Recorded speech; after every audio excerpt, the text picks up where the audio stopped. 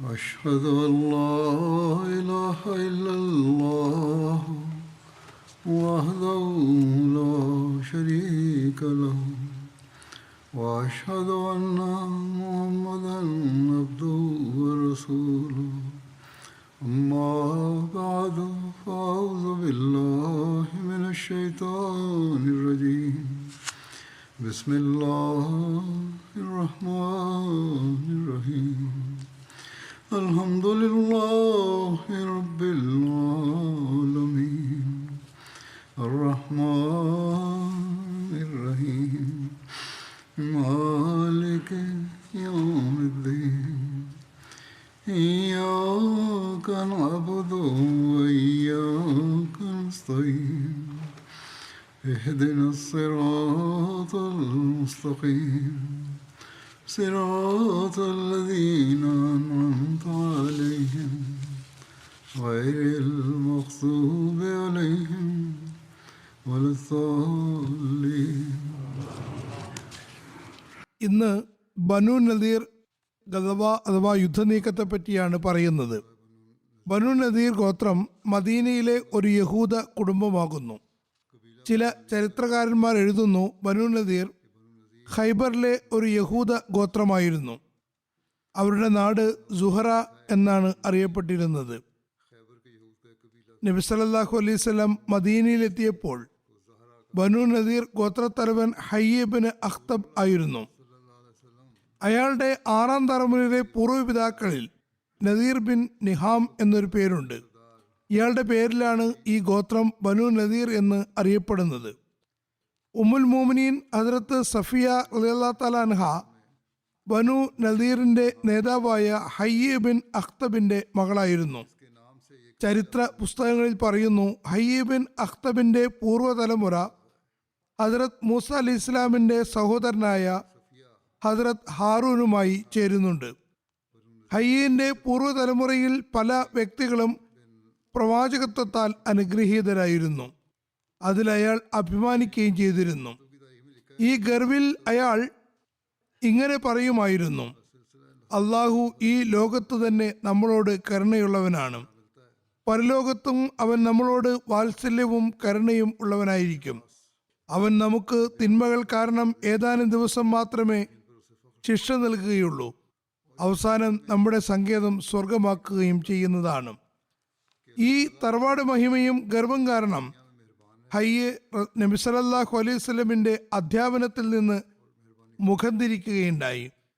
ബനു നദീർ ഗോത്രം താമസമാക്കിയ സ്ഥലം മസ്ജിദ് ഖുബയിൽ നിന്ന് 1/2 മൈൽ അകലെയായിരുന്നു. വടക്ക് കിഴക്ക് ഭാഗത്തും മദീനയുടെ മധ്യത്തിലും അവരുടെ താമസം നേരത്തെ തന്നെ ഉണ്ടായിരുന്നു. മസ്ജിദ് ഖുബ അവിടെ നിന്ന് കുറച്ച് അകലെ തെക്ക് ഭാഗത്തായിരുന്നു. ബനു നദീർ യുദ്ധനീക്കം ഹിജ്രി 4-ാം വർഷം റബിയുൽ അവൽ മാസത്തിലാണ് ഉണ്ടായത്. ഒരു നിവേദനമനുസരിച്ച് ഉഹദ് യുദ്ധത്തിന് മുമ്പാണ് ഇതുണ്ടായത്. ഇമാം ബുഖാരിയും ഇതുതന്നെയാണ് പറയുന്നത്. പക്ഷേ ഇമാം ബുഖാരി അതോടൊപ്പം എഴുതുന്നു, ഇബ്നു ഇസ്ഹാഖിന്റെ വീക്ഷണത്തിൽ ഇത് ഉഹദ് യുദ്ധത്തിനും ബേറെ മഊനയ്ക്കും ശേഷമാണ് ഉണ്ടായത്. അതേസമയം അല്ലാമ ഇബ്നു കസീറും കൂടാതെ അധികം ചരിത്രകാരന്മാരും നബി ചരിത്രകാരന്മാരും പറയുന്നു, ബനു നദീർ യുദ്ധം ഉഹദ് യുദ്ധത്തിന് ശേഷം തന്നെയാണ് ഉണ്ടായത്. ബനു നദീർ യുദ്ധത്തിന്റെ കാരണത്തെപ്പറ്റി പറയുന്നു, മക്ക ഖുറൈശികൾ ബദർ യുദ്ധത്തിനു മുമ്പ് അബ്ദുല്ല ബിനു ഉബയ്യ് ബിനു സുലൂലിനും മറ്റ് ഔസ് ഖദറജ് തുടങ്ങിയ വിഗ്രഹാരാധകർക്കും കത്തയച്ചിരുന്നു. ആ സമയത്ത് നബി സല്ലല്ലാഹു അലൈഹി വസല്ലം മദീനയിൽ ആയിരുന്നു. അവരതിൽ എഴുതുന്നു, നിങ്ങൾ ഞങ്ങളുടെ കൂട്ടത്തിൽപ്പെട്ടവർക്ക് അഭയം നൽകിയിരിക്കുന്നു. മദീനയിൽ നിങ്ങൾ എണ്ണത്തിൽ വളരെ കൂടുതലാകുന്നു. ഞങ്ങൾ ദൈവത്തെ ശപഥം ചെയ്തുകൊണ്ട് പറയട്ടെ, അവരോട് യുദ്ധം ചെയ്യുകയോ അവരെ നാട്ടിൽ നിന്ന് പുറത്താക്കുകയോ ചെയ്യണം. അതല്ലെങ്കിൽ ഞങ്ങൾ അറബികളെ ഒരുമിച്ച് കൂട്ടി നിങ്ങളെ ആക്രമിക്കുന്നതാണ്. നിങ്ങളുടെ യുദ്ധവീരന്മാരുമായി ഞങ്ങൾ യുദ്ധം ചെയ്യുകയും നിങ്ങളുടെ സ്ത്രീകളെയും കുട്ടികളെയും അരിഞ്ഞു വീഴ്ത്തുകയും ചെയ്യുന്നതാണ്. മദീനയിലെ കാഫിരീങ്ങൾ ഈ കത്താണ് മദീന മൂപ്പന്മാർക്ക് അയച്ചത്. ഉബയ്യ ബിൻ സുലൂലിനും മറ്റ് വിഗ്രഹാരാധകർക്കും ഈ കത്ത് കിട്ടിയപ്പോൾ അവർ പരസ്പരം സന്ദേശം കൈമാറുകയും നബി സല്ലല്ലാഹു അലൈഹി വസല്ലമിനോടും സഹാബാക്കളോടും യുദ്ധം ചെയ്യാൻ ഉറച്ച തീരുമാനമെടുക്കുകയും ചെയ്തു. നബി സല്ലല്ലാഹു അലൈഹി വസല്ലം അതേക്കുറിച്ച് അറിഞ്ഞപ്പോൾ നബി സല്ലല്ലാഹു അലൈഹി വസല്ലം സഹാബാക്കളുടെ ഒരു സംഘത്തെയും കൂട്ടി അവരെ കാണാൻ പോയി. നബി സല്ലല്ലാഹു അലൈഹി വസല്ലം മദീനയിലെ മൂപ്പന്മാരോട് പറഞ്ഞു, ഖുറൈശികൾ നിങ്ങൾക്ക് വളരെ കടുത്ത ഭീഷണിയുടെ കത്താണ് അയച്ചിട്ടുള്ളത്. ഈ കത്ത് നിങ്ങളെ വഞ്ചനയിൽ അകപ്പെടുത്താതിരിക്കട്ടെ. അതായത് നിങ്ങൾ ചതിയിൽപ്പെട്ട് സ്വന്തം സഹോദരന്മാരോടും മക്കളോടും യുദ്ധം ചെയ്യാൻ നിങ്ങളെ പ്രേരിപ്പിക്കാതിരിക്കട്ടെ. നബി സല്ലല്ലാഹു അലൈഹി വസല്ലം ഇത് പറഞ്ഞപ്പോൾ അവർക്ക് കാര്യം ബോധ്യപ്പെടുകയും അവരുടെ ഉദ്ദേശത്തെ അവർ മാറ്റിവെക്കുകയും പിരിഞ്ഞു പോവുകയും ചെയ്തു. അങ്ങനെ ഖുറൈശികളുടെ ഭീഷണി ഫലവത്തായില്ല. തുടർന്ന് ഖുറൈശികൾ ബദർ യുദ്ധത്തിന് ശേഷം യഹൂദികൾക്ക് അയച്ച കത്തിൽ എഴുതി, നിങ്ങളുടെ പക്കൽ ആയുധങ്ങളുണ്ട്, നിങ്ങൾ കോട്ടകൊത്തളങ്ങളുടെ ഉടമകളുമാകുന്നു, നിങ്ങൾ അവിടെയുള്ള ഞങ്ങളുടെ കൂട്ടത്തിൽപ്പെട്ട ആളുകളുമായി യുദ്ധം ചെയ്യണം, അല്ലെങ്കിൽ ഞങ്ങൾ നിങ്ങളെ ആക്രമിക്കുന്നതാണ്. നിങ്ങളുടെ പുരുഷന്മാരെ കൊല്ലുകയും നിങ്ങളുടെ സ്ത്രീകളെ ബന്ദികളാക്കുകയും ചെയ്യും. ഈ കത്ത് യഹൂദികൾ കിട്ടിയപ്പോൾ അവർ നബി സല്ലല്ലാഹു അലൈഹി വസല്ലമിനോട് വഞ്ചന കാണിക്കാൻ ഏകകണ്ഠമായി തീരുമാനമെടുത്തു. കാരണം യഹൂദി ഗോത്രങ്ങൾ ഒരു അവസരം കിട്ടിയാൽ മുസ്ലിങ്ങളുടെ അധികാരവും ശക്തിയും ഇല്ലാതാക്കാൻ നേരത്തെ തന്നെ ആഗ്രഹിച്ചിരുന്നു. അതുകൊണ്ട് നബി സല്ലല്ലാഹു അലൈഹി വസല്ലമിനെ നൗസുബില്ലാ കൊല്ലുന്നതിന് എന്തെങ്കിലും ഉപായം മെനയണമെന്ന് അവർ ആലോചിച്ചു തുടങ്ങി. അങ്ങനെ അവർ നബി സല്ലല്ലാഹു അലൈഹി വസല്ലമിനോട് 30 സഹാബാക്കളോടൊപ്പം വരാൻ പറയുകയും തങ്ങളുടെ 30 പണ്ഡിതന്മാർ താങ്കളുടെ അടുക്കേക്ക് വരുന്നതാണെന്നും ഇരു കൂട്ടർക്കും ഇടയിലുള്ള ഒരു സ്ഥലത്ത് വെച്ച് സന്ധിക്കാമെന്നും അറിയിപ്പ് നൽകുകയും ചെയ്തു. അതായത് 2 കൂട്ടർക്കും പൊതുവായുള്ള ഒരു സ്ഥലം തിരഞ്ഞെടുക്കേണ്ടതാണ്. അവിടെ വെച്ച് താങ്കളുടെ പ്രഭാഷണം അവർ ശ്രവിക്കുന്നതാണ്. അവർ, അതായത് യഹൂദി പണ്ഡിതന്മാർ, താങ്കളെ സത്യപ്പെടുത്തുകയും അംഗീകരിക്കുകയും ചെയ്താൽ ഞങ്ങളും താങ്കളെ വിശ്വസിക്കുന്നതാണ്. അടുത്ത ദിവസം നബി സല്ലല്ലാഹു അലൈഹി വസല്ലം 30 സഹാബാക്കളെയും കൂട്ടി അവരുടെ അടുത്തേക്ക് പുറപ്പെട്ടു. 30 യഹൂദി പണ്ഡിതന്മാരും നബി സല്ലല്ലാഹു അലൈഹി വസല്ലമിന്റെ അടുക്കലെത്തി. യഹൂദികൾ തുറസായ മൈതാനത്ത് എത്തിയപ്പോൾ എങ്ങനെയാണ് അവരെ ആക്രമിക്കുകയെന്ന് പരസ്പരം ചോദിച്ചു തുടങ്ങി. കാരണം നബി സല്ലല്ലാഹു അലൈഹി വസല്ലമിന്റെ കൂടെ 30 സഹാബാക്കളുണ്ട്. ഈ 30 പേരുടെ സാന്നിധ്യത്തിൽ നബി സല്ലല്ലാഹു അലൈഹി വസല്ലമിനെ ആക്രമിക്കുക സാധ്യമല്ല. കാരണം കൂടെയുള്ളവർ നബി സല്ലല്ലാഹു അലൈഹി വസല്ലമിന് വേണ്ടി ജീവൻ ത്യജിക്കാൻ സന്നദ്ധരായിട്ടുള്ളവരാകുന്നു. തുടർന്ന് യഹൂദികൾ നബി സല്ലല്ലാഹു അലൈഹി വസല്ലമിന് ഇപ്രകാരം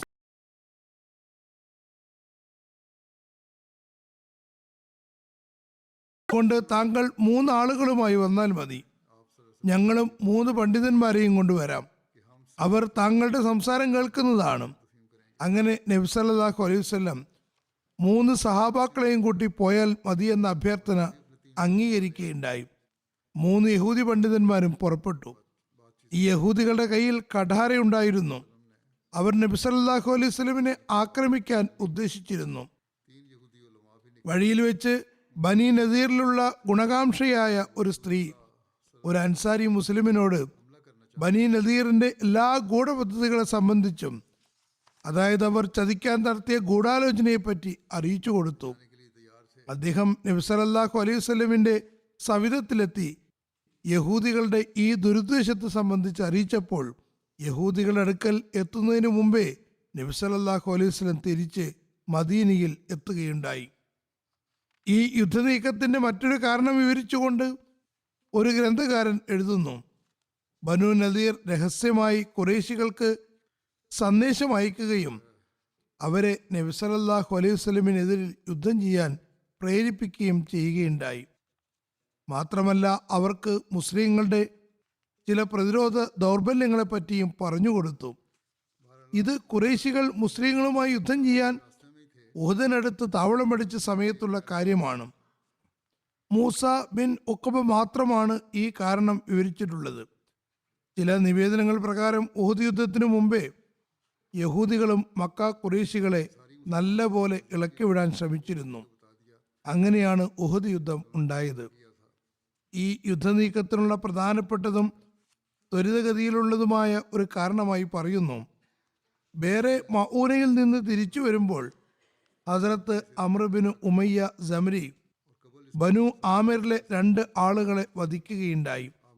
അവരുമായി മുസ്ലിങ്ങളുടെ സമാധാന ഉടമ്പടി ഉണ്ടായിരുന്നതാണ്. ഇനി അവരുടെ ബ്ലഡ് മണിയുടെ വിഷയമുണ്ട്. ഇത് സംബന്ധിച്ച് തിരുനബി സല്ലല്ലാഹു അലൈഹി വസല്ലം ബനു നദീറിന്റെ അടുക്കലേക്ക് പോയി. കാരണം നബി സല്ലല്ലാഹു അലൈഹി വസല്ലം യഹൂദികളുമായി ഉണ്ടാക്കിയ ഉടമ്പടിയിലെ ഒരു കാര്യം ഇന്ന യു ആവിനുഹു ഫിദ്ദിയാത്ത്, അതായത് അവർ ബ്ലഡ് മണിയുടെ കാര്യത്തിൽ മുസ്ലിങ്ങളോട് സഹകരിക്കുന്നതാണ്.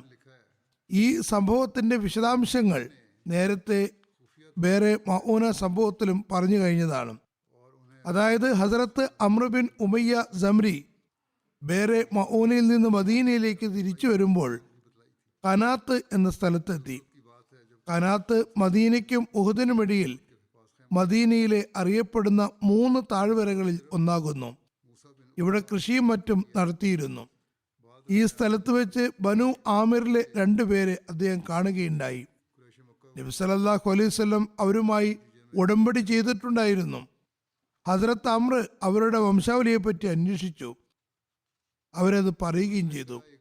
അവർ 2 പേരും അദ്ദേഹത്തിന്റെ അടുത്ത് തന്നെ കഴിച്ചുകൂട്ടി. അങ്ങനെ അവർ 2 പേരും ഉറക്കമായപ്പോൾ ഹസ്രത്ത് അമ്ർ ബിൻ ഉമയ്യ സമ്രി അവരെ ആക്രമിക്കുകയും അവരെ മരണക്കയത്തിലേക്ക് ഇറക്കുകയും ചെയ്തു.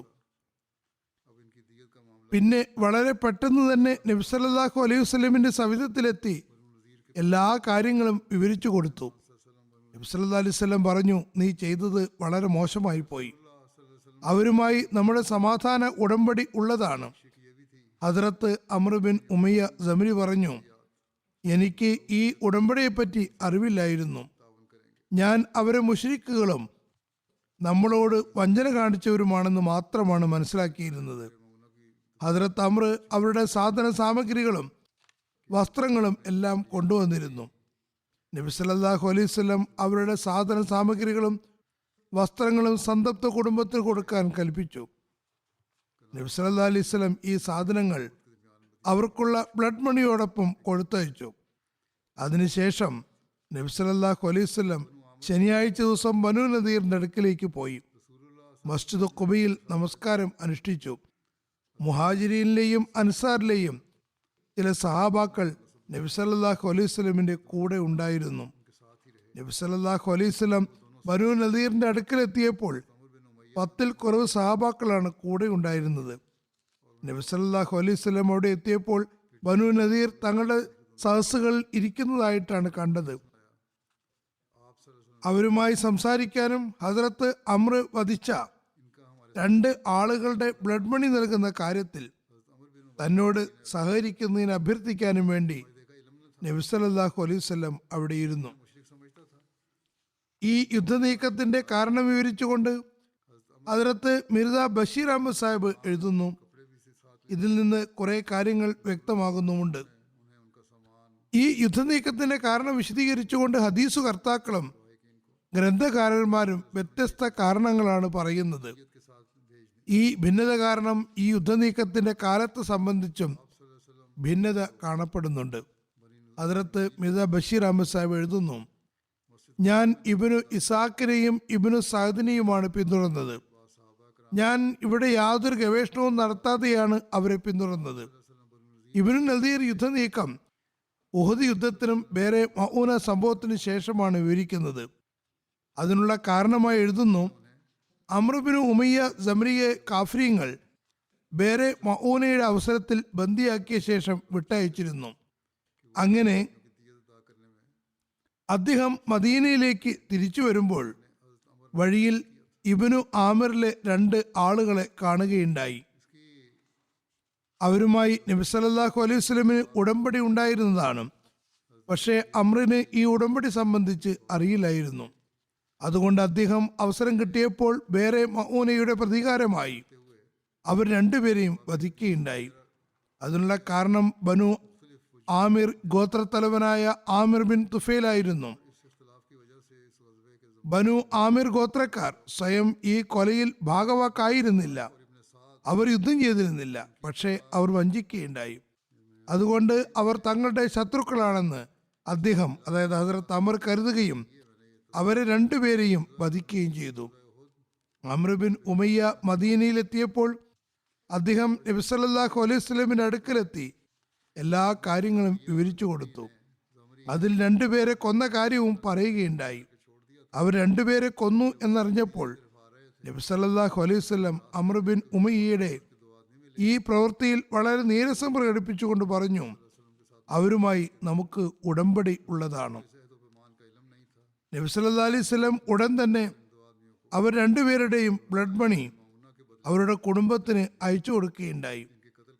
പക്ഷേ ബനു ആമിർ ഗോത്രം ബനു നദീറിന്റെയും കൂട്ടുകാരായിരുന്നു. ബനു നദീർ മുസ്ലിങ്ങളുടെ കൂട്ടുകാരുമായിരുന്നു. അതുകൊണ്ട് ബ്ലഡ് മണിയുടെ ഒരു പങ്ക് നൽകാൻ ബനു നദീറും ബാധ്യസ്ഥരായിരുന്നു. അവർ പരസ്പരം ഉടമ്പടി ഉള്ളവരായിരുന്നു. മുസ്ലിങ്ങളോടും ഉടമ്പടി ഉണ്ടായിരുന്നു. അതുകൊണ്ട് അവരും ഇതിൽ പങ്കാളിയായിരിക്കും. കുറച്ചു ഭാഗം അവരും നൽകേണ്ടതാണ്. അതുകൊണ്ട് നബി സല്ലല്ലാഹു അലൈഹി വസല്ലം ഏതാനും സഹാബാക്കളെയും കൂട്ടി ബനു നദീറിന്റെ വാസസ്ഥലത്തെത്തി. അവരോട് എല്ലാ കാര്യവും പറഞ്ഞ ശേഷം ബ്ലഡ് മണിയുടെ വിഹിതം ചോദിച്ചു.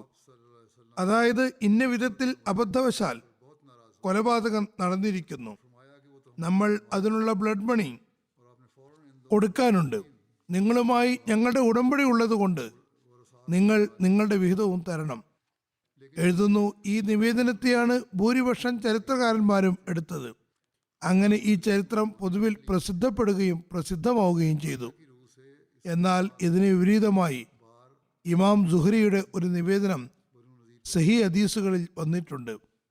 അതായത്, ബദർ യുദ്ധത്തിന് ശേഷം ഏത് വർഷത്തിൽ ഏത് മാസമാണ് മക്ക മൂപ്പന്മാർ നബി സല്ലല്ലാഹു അലൈഹി വസല്ലമിനും മുസ്ലിങ്ങൾക്കുമെതിരിൽ യുദ്ധം ചെയ്യണമെന്നും അല്ലെങ്കിൽ തങ്ങൾ നിങ്ങൾക്കെതിരിൽ യുദ്ധം ചെയ്യുമെന്നും പറഞ്ഞ് ബനു നദീറിന് കത്തയച്ചതെന്ന് വ്യക്തമല്ല.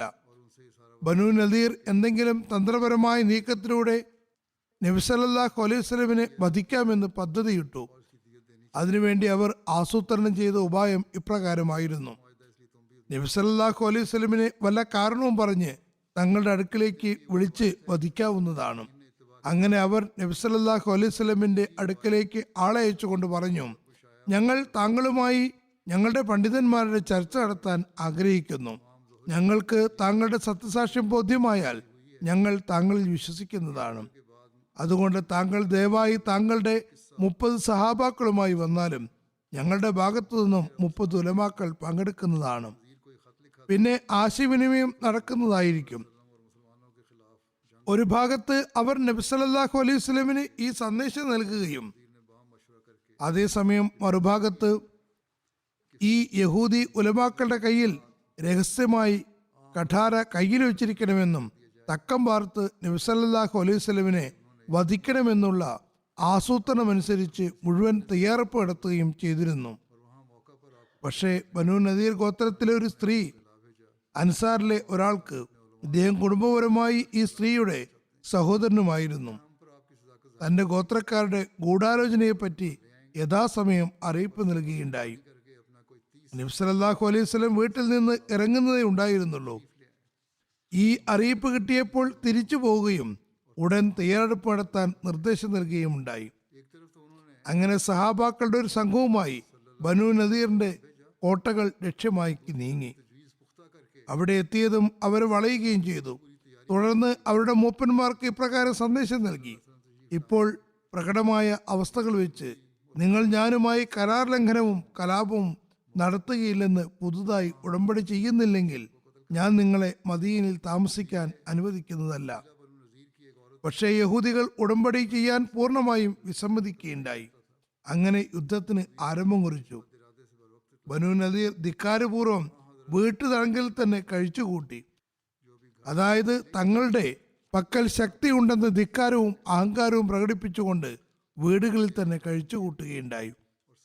യഹൂദികളുടെ മറ്റൊരു ഗോത്രമായ ബനു ഖുറൈസയും നീരസത്തിലാണെന്ന് നബി സല്ലല്ലാഹു അലൈഹി വസല്ലമിന് അറിയിപ്പ് കിട്ടുകയോ അതല്ല സാഹചര്യങ്ങൾ വെച്ച് നബി സല്ലല്ലാഹു അലൈഹി വസല്ലം മനസ്സിലാക്കുകയോ ചെയ്യുകയുണ്ടായി. അതേ തുടർന്ന് നബി സല്ലല്ലാഹു അലൈഹി വസല്ലം സഹാബാക്കളുടെ ഒരു സംഘത്തെയും കൂട്ടി ബനു ഖുറൈസയുടെ കോട്ടകളെ ലക്ഷ്യമാക്കി നീങ്ങി. അവരെയും വളയുകയുണ്ടായി. രഹസ്യം പുറത്തായെന്ന് മനസ്സിലായപ്പോൾ ബനു ഖുറൈസ ഭയപ്പെടുകയും മാപ്പ് ചോദിക്കുകയും പുതുതായി നബി സല്ലല്ലാഹു അലൈഹി വസല്ലമയുമായി സമാധാനത്തിന്റെയും സഹകരണത്തിന്റെയും ഉടമ്പടി ചെയ്യുകയുണ്ടായി. തുടർന്ന് നബി സല്ലല്ലാഹു അലൈഹി വസല്ലം അവരുമായുള്ള ഉപരോധം പിൻവലിക്കുകയും ചെയ്തു. പിന്നെ ബനു നദീറിന്റെ കോട്ടകളിലേക്ക് എത്തുകയും ചെയ്തു. എന്നാൽ ബനു നദീർ തങ്ങളുടെ വാശിയിലും വൈരാഗ്യത്തിലും ഉറച്ചു നിൽക്കുകയാണ് ഉണ്ടായത്. അത് ഒരു യുദ്ധത്തിലേക്ക് നയിക്കുകയുണ്ടായി. ഈ രണ്ട് വ്യത്യസ്ത നിവേദനങ്ങളാണ് ബനു നദീർ യുദ്ധനീക്കത്തെ സംബന്ധിച്ച് വിവരിക്കപ്പെട്ടിട്ടുള്ളത്. ചരിത്രപരമായി നോക്കിയാൽ രണ്ടാമത് പറഞ്ഞ നിവേദനമാണ് കൂടുതൽ ശരിയായി തോന്നുന്നത്. മറ്റ് ഹദീസുകളിലും കൂടുതൽ ഹദീസുകളുടെ പിന്തുണയും ഈ നിവേദനത്തിന് അനുകൂലമായിട്ടാണ് കാണുന്നത്.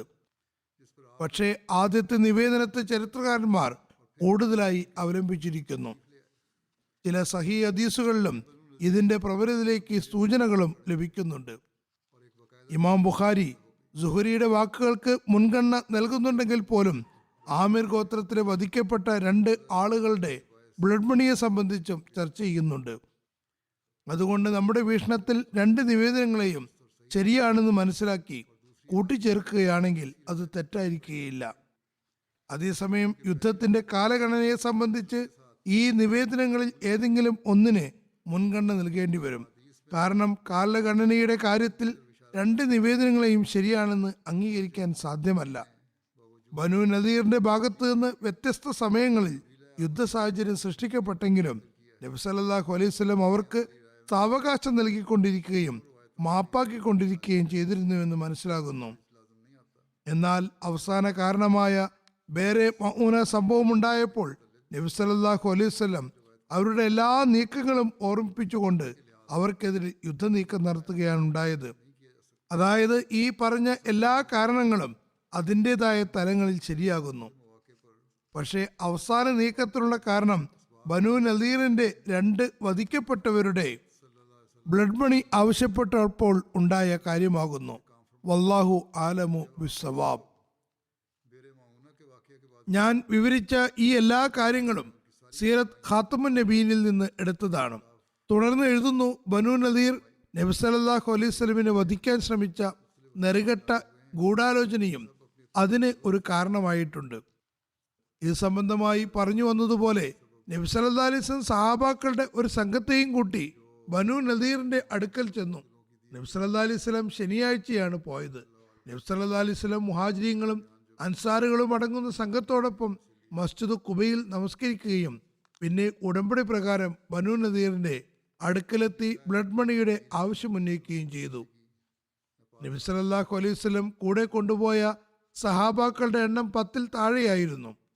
ഈ നിവേദനത്തിൽ പറയുന്നു, അവരിൽ ഹസ്രത്ത് അബൂബക്കർ, ഹസ്രത്ത് ഉമർ, ഹസ്രത്ത് അലി എന്നിവരുണ്ടായിരുന്നു. ഹസ്രത്ത് സുബൈർ, ഹസ്രത്ത് തൽഹ, ഹസ്രത്ത് സഅദ് ബിൻ മുആസ്, ഹസ്രത്ത് ഉസൈദ് ബിൻ ഹുദൈർ, ഹസ്രത്ത് സഅദ് ബിൻ ഉബാദ എന്നിവരുടെ പേരുകളും കാണുന്നുണ്ട്. നബി സല്ലല്ലാഹു അലൈഹി വസല്ലം അവിടെ ചെന്ന് യഹൂദികളോട് ബ്ലഡ് മണിയെ സംബന്ധിച്ച് പറഞ്ഞപ്പോൾ അവർ പറഞ്ഞു, അതെ അതെ അബുൽ ഖാസിം, ആദ്യം താങ്കൾ ഭക്ഷണം കഴിച്ചാലും പിന്നെ താങ്കളുടെ കാര്യത്തിലേക്ക് വരാം. ഇങ്ങനെ യഹൂദികൾ പ്രത്യക്ഷത്തിൽ വലിയ സുസ്മേര വദനരായി നബി സല്ലല്ലാഹു അലൈഹി വസല്ലമയോട് സംസാരിക്കുകയുണ്ടായി. അതേസമയം അകത്ത് നബി സല്ലല്ലാഹു അലൈഹി വസല്ലമിനെ വധിക്കാനുള്ള ഗൂഢാലോചന നടക്കുകയായിരുന്നു. ആ സമയത്ത് നബി സല്ലല്ലാഹു അലൈഹി വസല്ലം വീടുകളുടെ തണലിൽ ഒരു ഭാഗത്ത് ഇരിക്കുകയായിരുന്നു. യഹൂദികൾ കൂടിയാലോചനയ്ക്ക് ശേഷം പരസ്പരം പറഞ്ഞു, ഇദ്ദേഹത്തെ, അതായത് നബി സല്ലല്ലാഹു അലൈഹി വസല്ലമിനെ ഇല്ലാതാക്കാൻ ഇതിലും നല്ല ഒരു അവസരം ഇനി നിങ്ങൾക്ക് കിട്ടാനില്ല. അതുകൊണ്ട് ഈ വീടിന് മുകളിൽ കയറി ചുമരിലൂടെ ഒരു വലിയ കല്ല് നബി സല്ലല്ലാഹു അലൈഹി വസല്ലമിന്റെ മേലിലേക്ക് ഇട്ട് അദ്ദേഹത്തിൽ നിന്ന് തങ്ങളെ രക്ഷിക്കാൻ ആരുണ്ട്? മറ്റൊരു ഗ്രന്ഥകാരൻ ഈ സംഭവം വിവരിച്ചുകൊണ്ട് എഴുതുന്നു, അവരുടെ നേതാവ് ഹയ്യ് ബിൻ അഖ്തബ് പറഞ്ഞു, അല്ലയോ യഹൂദ സംഘമേ, മുഹമ്മദ് സല്ലല്ലാഹു അലൈഹി വസല്ലം തന്റെ സുഹൃത്തുക്കളോടൊപ്പം നിങ്ങളുടെ അടുക്കൽ വന്നിരിക്കുന്നു. അവരുടെ എണ്ണം 10-ൽ താഴെയാണ്. ഈ വീടിന്റെ ചുമരിലൂടെ കല്ല് താഴേക്കിട്ട് മുഹമ്മദ് സല്ലല്ലാഹു അലൈഹി വസല്ലമിനെ വധിക്കണം. നിങ്ങൾക്ക് ഇതിനേക്കാൾ നല്ലൊരു അവസരം ഇനി കിട്ടുകയില്ല. അദ്ദേഹത്തെ കൊല്ലുകയാണെങ്കിൽ അദ്ദേഹത്തിന്റെ കൂട്ടുകാർ പിരിഞ്ഞു പോവുകയും മക്കയിൽ നിന്ന് വന്ന അദ്ദേഹത്തിന്റെ കൂട്ടുകാർ തിരിച്ച് മക്കയിലേക്ക് പോവുകയും ചെയ്യുന്നതാണ്. ഇവിടെ നിങ്ങളുടെ കൂട്ടുകാരായ ഔസും ഖദറജും ഗോത്രക്കാർ മാത്രം ശേഷിക്കുന്നതുമാണ്. അതുകൊണ്ട് നിങ്ങൾ ചെയ്യാൻ ഉദ്ദേശിക്കുന്നുവെങ്കിൽ അത് ഉടനെ ചെയ്തുകൊള്ളുക. അപ്പോൾ ദുർഭകനായ ഒരു യഹൂദി അമ്ർ ബിൻ ജഹാഷ് പറഞ്ഞു, ഞാൻ വീടിന് മുകളിൽ കയറി കല്ല് താഴേക്കിട്ട് മുഹമ്മദ് സല്ലല്ലാഹു അലൈഹി വസല്ലമിനെ നൗസുബില്ല കൊല്ലാം. ഈ എല്ലാ ആലോചനകളും നടക്കുമ്പോൾ ബനു നദീറിലെ ഒരു നേതാവ് സലാം ബിൻ മഷ്കം പറഞ്ഞു, അല്ലയോ യഹൂദ സംഘമേ, നിങ്ങൾ ജീവിതകാലം മുഴുവനും എന്നെ എതിർത്തുകൊള്ളുക. പക്ഷേ ഇപ്പോൾ ഞാൻ പറയുന്ന അനുസരിക്കണം. അള്ളാഹുവാണെ നിങ്ങളുടെ ഉദ്ദേശത്തെപ്പറ്റി മുഹമ്മദ് സല്ലല്ലാഹു അലൈഹി വസല്ലമിന് അറിവ് ലഭിക്കുന്നതാണ്. മാത്രമല്ല ഇത് നമ്മളും അവരും തമ്മിലുള്ള ഉടമ്പടിക്ക് വിരുദ്ധവും ആയിരിക്കും. പക്ഷേ യഹൂദികൾ അദ്ദേഹം പറഞ്ഞതൊന്നും കേൾക്കാൻ കൂട്ടാക്കിയില്ല. തങ്ങളുടെ ശാഠ്യത്തിൽ തന്നെ ഉറച്ചു നിന്നു. തുടർന്നുണ്ടായ കാര്യങ്ങളെപ്പറ്റി, അതായത് അവർ എങ്ങനെയാണ് വധശ്രമം നടത്തിയത്, അള്ളാഹു എങ്ങനെയാണ് നബി സല്ലല്ലാഹു അലൈഹി വസല്ലമിനെ രക്ഷിക്കുകയും അവരുടെ പദ്ധതികളെ പരാജയപ്പെടുത്തുകയും ചെയ്തത് എന്നെല്ലാം ഇൻഷാ അല്ലാഹ് പിന്നീട് വിവരിക്കുന്നതാണ്. അവസാനത്തിൽ ഞാൻ പാകിസ്ഥാനിലെ അഹമ്മദികൾക്ക് വേണ്ടി പ്രത്യേകമായും ദുആക്ക് വേണ്ടി പറയാൻ ആഗ്രഹിക്കുന്നു. അവർക്ക് മേൽ വീണ്ടും കാഠിന്യം ചെലുത്തിക്കൊണ്ടിരിക്കുന്നു. അള്ളാഹു എത്രയും വേഗം പാകിസ്ഥാനി അഹമ്മദികളെയും ഈ അക്രമകാരികളിൽ നിന്ന് രക്ഷിക്കുമാറാകട്ടെ. അവിടെയും നമ്മുടെ അവസ്ഥകൾ നന്നാകുമാറാകട്ടെ. ചെറിയ ചെറിയ കാര്യങ്ങളിൽ കേസും അസ്വസ്ഥതയും ഉണ്ടാക്കാൻ ശ്രമിച്ചുകൊണ്ടിരിക്കുകയാണ്. ഇനി ഞാൻ ജുമാക്ക് ശേഷം ജനാദി നമസ്കരിക്കുന്നതാണ്. ആദ്യം അവരെ അനുസ്മരിക്കാം. ആദ്യത്തെ അനുസ്മരണം ഗുലാം സർവർ സാഹിബ് ഷഹീദ് ഇബ്നു ബഷീർ അഹമ്മദ് സാഹിബിൻ്റെതാണ്. അതോടൊപ്പം രണ്ടാമത്തെ അനുസ്മരണം റാഹത്ത് അഹമ്മദ് ബാജ്വ സാഹിബ് ഇബ്നു മുഷ്താഖ് അഹമ്മദ് ബാജ്വ സാഹിബിൻ്റെതാണ്. ഇവർ മണ്ഡി ബഹാവുദ്ദീൻ ജില്ലയിലെ സാദുല്ലാപൂരി നിവാസികളാണ്. ഇവരെ ജൂൺ 8-ാം തീയതി ഷഹീദാക്കുകയുണ്ടായി. ഇന്നാ ലില്ലാഹി വ ഇന്നാ ഇലൈഹി റാജിഊൻ. ഒരു അഹമ്മദിയ വിരോധി ഒന്നിനു ശേഷം മറ്റൊന്നായി ഫയർ ചെയ്ത് ഗുലാം സർവർ സാഹിബിനെയും റാഹത്ത് ബാജ്വ സാഹിബിനെയും ഷഹീദാക്കുകയുണ്ടായി.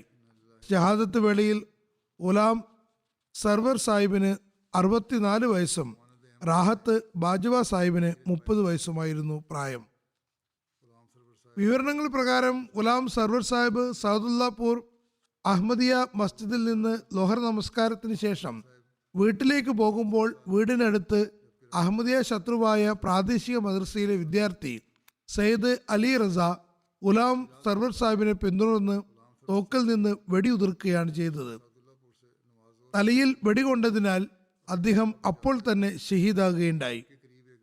സംഭവത്തിന് ശേഷം ഘാതകൻ അവിടെ നിന്ന് പോവുകയും ഗ്രാമത്തിന്റെ മറുഭാഗത്തെത്തി മറ്റൊരു അഹമ്മദിയായ റാഹത്ത് അഹമ്മദ് ബാജ്വ സാഹിബിന് നേർക്കും വെടിയുതിർത്ത് അദ്ദേഹത്തെയും ഷഹീദാക്കുകയുണ്ടായി. അതിനുശേഷം ഘാതകനെ പിടികൂടുകയും ചെയ്തു.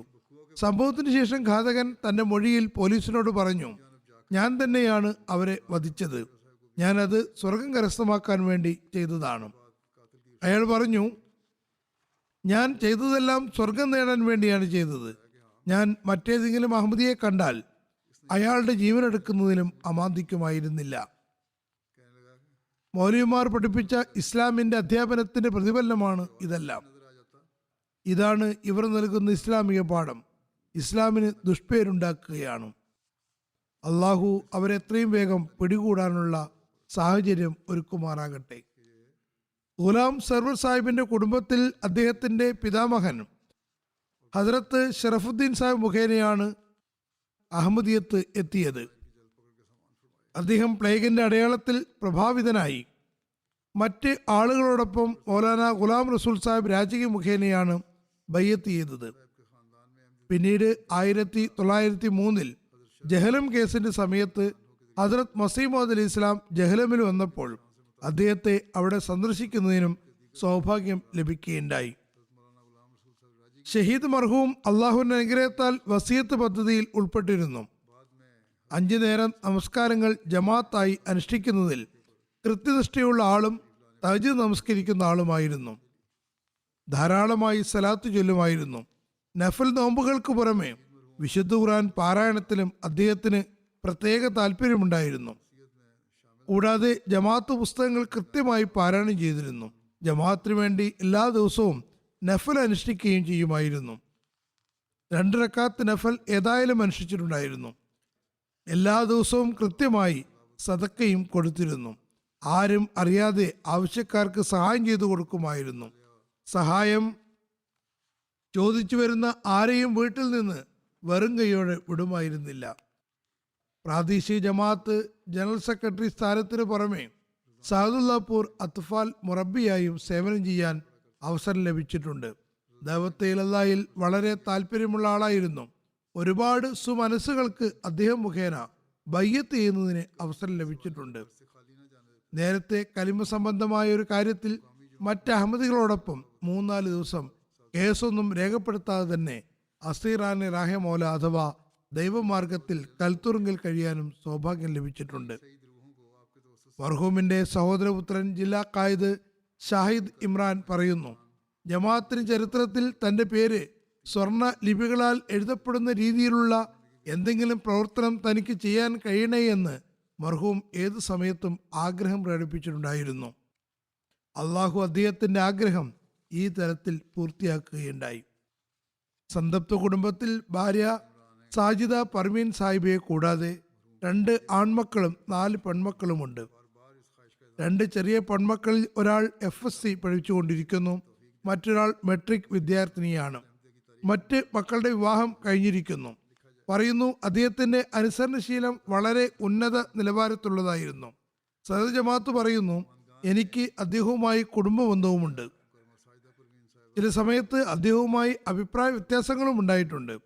പരസ്പര ബന്ധത്തിൽ ചില സമയത്ത് ഏറ്റക്കുറച്ചിലുകൾ വരാറുണ്ട്. പക്ഷേ ജമാഅത്തിന്റെ ഏത് വിഷയമാണെങ്കിലും അദ്ദേഹം പറയുമായിരുന്നു, താങ്കൾ സദർ ജമാഅത്താണ്, താങ്കൾ എന്തു പറഞ്ഞാലും അത് ഞാൻ പൂർണ്ണമായും പാലിക്കുന്നതായിരിക്കും.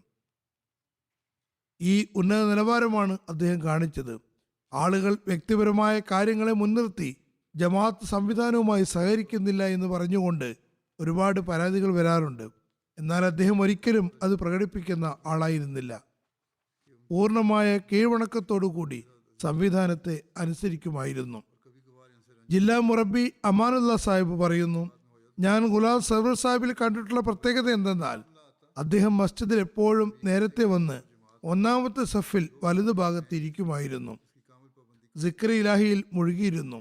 വളരെ വിനയാന്വിതനും എല്ലാവരുമായും നല്ല രീതിയിൽ ഇടപഴകുന്ന ആളുമായിരുന്നു. ഖിലാഫത്തുമായി പ്രത്യേക സ്നേഹബന്ധമായിരുന്നു. ഹദ്റത്ത് മസീഹ് മൗഊദ് ഇസ്ലാമിന്റെ പുസ്തകങ്ങളുടെ പാരായണത്തിന് പ്രത്യേക താല്പര്യവുമുണ്ടായിരുന്നു.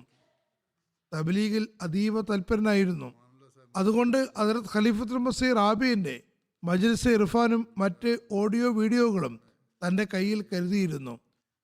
വളരെ താല്പര്യത്തോടെ അത് കേൾക്കുകയും നോക്കുകയും ചെയ്യുമായിരുന്നു. ഒരു മുറബി എഴുതുന്നു, ഞാൻ സ്വപ്നത്തിൽ മസ്ജിദിൽ ആക്രമണം നടക്കുന്നതായും അതിൽ താൻ ഷഹീദായി എന്നും കാണുകയുണ്ടായി. അതായത് മുറബി ഈ സ്വപ്നം കേൾപ്പിച്ചപ്പോൾ ഷഹീദ് മർഹൂം പറഞ്ഞു, ഞാനാണോ അല്ല താങ്കളാണോ ആദ്യം ഷഹീദാകുന്നതെന്ന് നോക്കാമല്ലോ. ഒരുപക്ഷെ അദ്ദേഹത്തിന് നേരത്തെ തന്നെ വല്ല സൂചനയും ഇത് സംബന്ധിച്ച് ലഭിച്ചിട്ടുണ്ടാകാം. അതുകൊണ്ടായിരിക്കും അദ്ദേഹം അങ്ങനെ പറഞ്ഞത്. അള്ളാഹു അദ്ദേഹത്തിന്റെ സ്ഥാനങ്ങൾ ഉയർത്തുമാറാകട്ടെ. അദ്ദേഹത്തിന്റെ തലമുറയ്ക്കും അദ്ദേഹത്തിന്റെ നന്മകൾ തുടർന്നു കൊണ്ടുപോകുന്നതിനും പൂർണ്ണമായ കൂറോടുകൂടി ജീവിക്കാനും തൗഫീക്ക് നൽകുകയും ചെയ്യുമാറാകട്ടെ. 2ാമത്തെ അനുസ്മരണം റാഹത്ത് അഹമ്മദ് ബാജ്വ സാഹിബിനെ കുറിച്ചാണ്. ഇദ്ദേഹം മുഷ്താഖ് അഹമ്മദ് ബാജ്വ സാഹിബിന്റെ മകനായിരുന്നു. വിവരണങ്ങൾ പ്രകാരം ബസ് സ്റ്റാൻഡിലുള്ള തൻ്റെ ഭക്ഷണശാലയിൽ നിന്ന് വീട്ടിലേക്ക് തിരിച്ചു വരികയായിരുന്നു. നേരത്തെ പറഞ്ഞ ഘാതകൻ അലി റസ അദ്ദേഹത്തെയും തോക്കുകൊണ്ട് വെടിവെക്കുകയുണ്ടായി. അദ്ദേഹത്തിനും തലയിൽ വെടികൊണ്ടതിനാൽ തത്സമയം തന്നെ ഷഹീദാവുകയും ചെയ്തു. റാഹത്ത് അഹമ്മദ് ബാജ്വ സാഹിബിന്റെ കുടുംബത്തിൽ അദ്ദേഹത്തിന്റെ പിതാമഹൻ റഷീദ് അഹമ്മദ് സാഹിബ് മുഖേനയാണ് അഹമ്മദിയത്ത് എത്തിയത്. അദ്ദേഹം തന്റെ സഹോദരൻ മുഖേന 1978 ബയ്യത്ത് ചെയ്തത്. ഷഹീദ് മർഹൂം വസീയത്ത് പദ്ധതിയിൽ ഉൾപ്പെട്ടിരുന്നു. ഏത് അഹമ്മദി ഷഹീദായി എന്ന വാർത്ത കേട്ടാലും അദ്ദേഹം വളരെ അസൂയോടുകൂടി ഇങ്ങനെ പറയുമായിരുന്നു, ഈ സ്ഥാനമെല്ലാം സൗഭാഗ്യമുള്ളവർക്ക് മാത്രമാണ് കിട്ടാറുള്ളത്. അദ്ദേഹം ഖിലാഫത്തിനോട് വളരെയേറെ സ്നേഹമുള്ള ആളായിരുന്നു. അതിസൽക്കാരം അദ്ദേഹത്തിന്റെ പ്രത്യേക സവിശേഷതയുമായിരുന്നു. വളരെ സുസ്മേരവദനും എല്ലാവരോടും സ്നേഹത്തോടെ പെരുമാറുന്ന വ്യക്തിയും ആയിരുന്നു. ആരെങ്കിലും എന്തെങ്കിലും കാര്യങ്ങൾ മോശമായി പറയുകയാണെങ്കിൽ വളരെ പോസിറ്റീവായി മറുപടി കൊടുക്കുമായിരുന്നു. 2018 ഖാദിയാനിൽ പോയപ്പോൾ എല്ലാ സമയത്തും മസ്ജിദിൽ അല്ലെങ്കിൽ ബൈത്തു ദുആയിൽ ദുആകളിൽ മുഴുകി ഇരിക്കുമായിരുന്നു. എപ്പോൾ ജമാഅത്തിന്റെ സേവനത്തിന് വിളിച്ചാലും ഉടൻ തന്നെ എല്ലാ ജോലികളും ഒഴിവാക്കി സന്നദ്ധനാകുമായിരുന്നു. ജമാഅത്ത് പ്രോഗ്രാമുകൾ സംബന്ധിച്ച് അതിഥി സൽക്കാരത്തിന് വേണ്ടി ഭക്ഷണം സ്വയം തയ്യാറാക്കുമായിരുന്നു. കാരണം അദ്ദേഹത്തിന് സ്വന്തമായി ഭക്ഷണശാലയും ഉണ്ടായിരുന്നു. അദ്ദേഹത്തിന് വഖഫ് ചെയ്ത് ദാറുസിയാഫത്തിൽ ഹദ്റത്ത് മസീഹ് ഇസ്ലാമിന്റെ അതിഥികളെ സേവിക്കണമെന്ന് അതിയായ ആഗ്രഹമുണ്ടായിരുന്നു. അദ്ദേഹത്തിന്റെ ഒരു കസിൻ ജാമിയയിൽ പഠിക്കുന്നുണ്ട്. പറയുന്നു, എന്നെ കാണുമ്പോഴെല്ലാം അദ്ദേഹം ഇങ്ങനെ ഉപദേശിക്കുമായിരുന്നു: ഒരിക്കലും കൂറില്ലായ്മ കാണിക്കരുത്, അവസാനം വരെയും വഖഫ് നിറവേറ്റണം. അങ്ങനെയാണെങ്കിൽ മാത്രമേ നമ്മുടെ കുടുംബത്തിന്റെ അന്തസ്സ് നിനക്ക് നിലനിർത്താൻ കഴിയുകയുള്ളൂ. ഷഹീദ് മർഹൂമിന്റെ സംതൃപ്ത കുടുംബത്തിൽ മാതാപിതാക്കളെ കൂടാതെ ഭാര്യ അമത്തുന്നൂർ സാഹിബയും 2 പെൺമക്കൾ, അതായത് 4 വയസ്സുള്ള ജുവേരിയയും 1.5 വയസ്സുള്ള ജമിൽ റാഹത്തും ഉണ്ട്.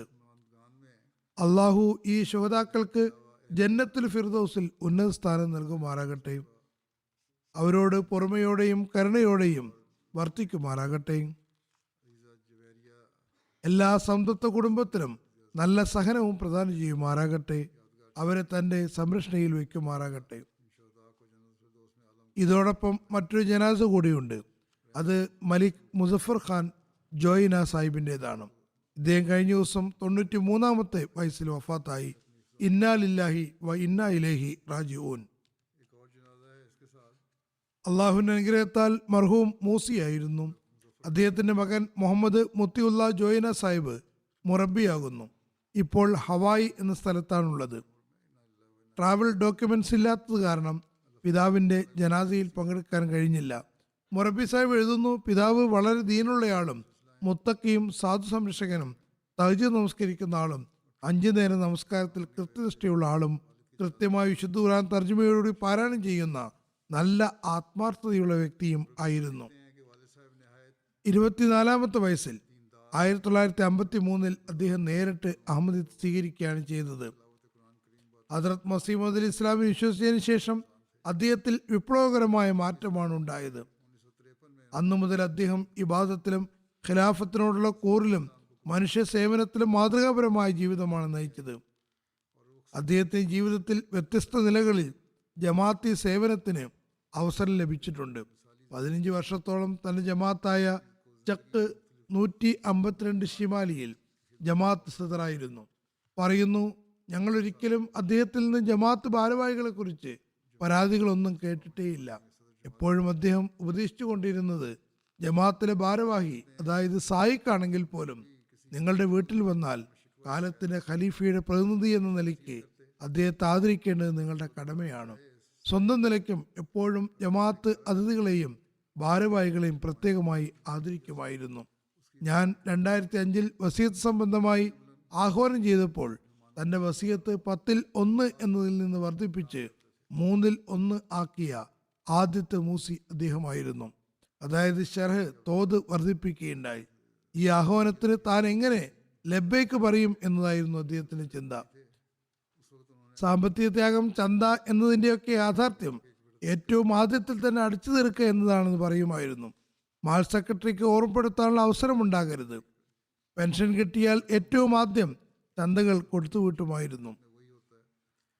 പറയുന്നു, 1990-കളുടെ മധ്യത്തിൽ ജമാഅത്തിന് മുറബി ഹൗസ് ആവശ്യമായി വന്നപ്പോൾ അദ്ദേഹം ഗ്രാമത്തിൽ മസ്ജിദിന് അടുത്തുള്ള തന്റെ ഭൂമി യാതൊരു ഭാവവ്യത്യാസവും കൂടാതെ ജമാഅത്തിന് ഉപഹാരമായി നൽകുകയുണ്ടായി. അള്ളാഹു മർഹൂമിനോട് പൊറുമയോടെയും കരുണയോടെയും വർത്തിക്കുമാറാകട്ടെ. പദവികൾ ഉയർത്തുമാറാകട്ടെ. അദ്ദേഹത്തിന്റെ മക്കൾക്കും അദ്ദേഹത്തിന്റെ നന്മകൾ തുടർന്നു കൊണ്ടുപോകാൻ തൗഫീഖ് നൽകുമാറാകട്ടെ.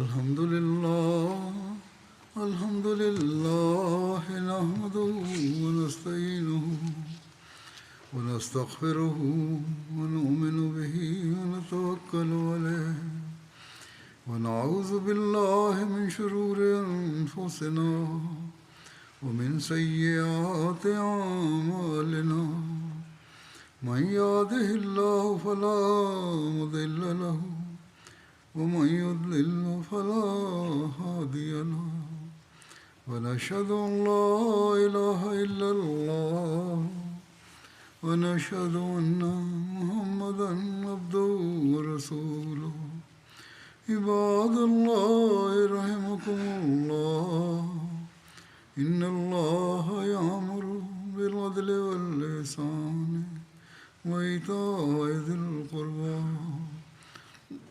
وينهى عن الفحشاء والمنكر والبغي يعظكم لعلكم تذكرون اذكروا الله يذكركم وادعوه يستجب لكم ولذكر الله أكبر